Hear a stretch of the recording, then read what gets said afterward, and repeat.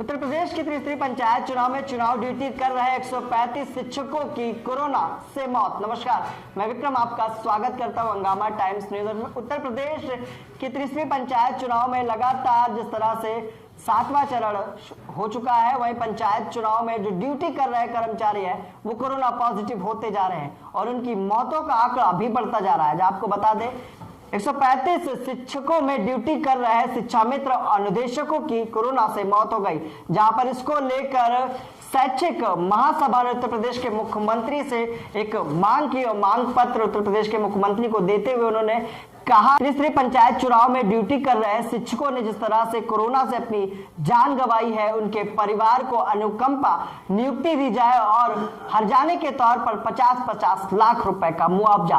राष्ट्रीय शैक्षिक महासभा के प्रवक्ता वीरेंद्र मिश्रा ने कहा कि अगर हो सके तो त्रिस्तरीय पंचायत चुनाव को स्थगित भी कर दिया जाए, लेकिन सरकार चुनाव को स्थगित करने के मूड में नहीं दिख रही। जहां हाईकोर्ट ने भी फटकार लगाई थी कि कोरोना की स्थिति में सरकार आखिर जवाब दे और लॉकडाउन लगा दे, लेकिन उत्तर प्रदेश के मुख्यमंत्री ने साफ तौर पर मना कर दिया था।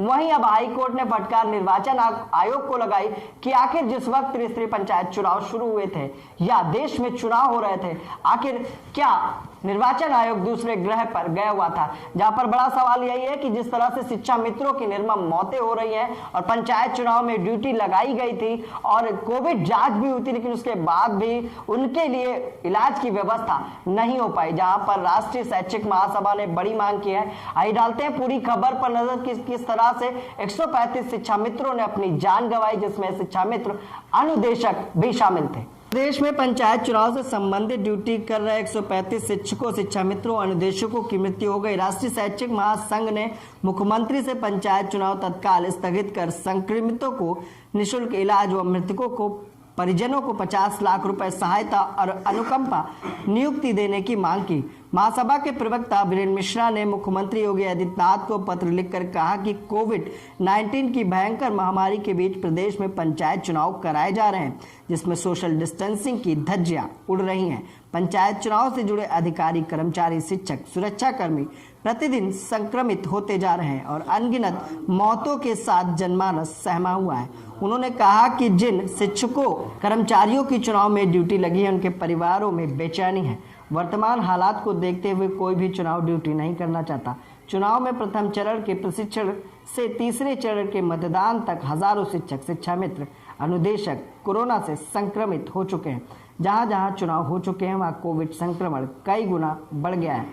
मिश्र ने मुख्यमंत्री को बताया कि चुनाव प्रशिक्षण व ड्यूटी के बाद अब तक हरदोई, लखीमपुर में 10-10, बुलंदशहर, हाथरस, सीतापुर, शाहजहांपुर में 8-8, भदोही, लखनऊ, प्रतापगढ़ 7-7, सोनभद्र, गाजियाबाद, गोंडा में 6-6, खुशीनगर, जौनपुर, देवरिया, महाराजगंज, मथुरा में 5-5, गोरखपुर, बहराइच, उन्नाव व बल्लारपुर में 4-4 तथा श्रावस्ती में 3 शिक्षक, शिक्षा मित्र या अनुदेशकों की आकस्मिक मृत्यु हो चुकी है।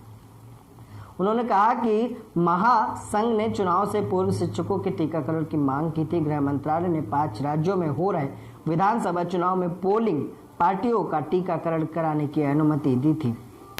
इस आदेश के आधार पर प्रदेश में भी पंचायत चुनाव की पोलिंग पार्टियों का टीकाकरण किया जा सकता था, लेकिन महासंघ की मांग पर सरकार ने कोई ध्यान नहीं दिया। महासंघ ने पत्र पर कार्रवाई के लिए बेसिक शिक्षा मंत्री सतीश द्विवेदी व प्रमुख सचिव बेसिक शिक्षा रेणुका कुमार को भी भेजा।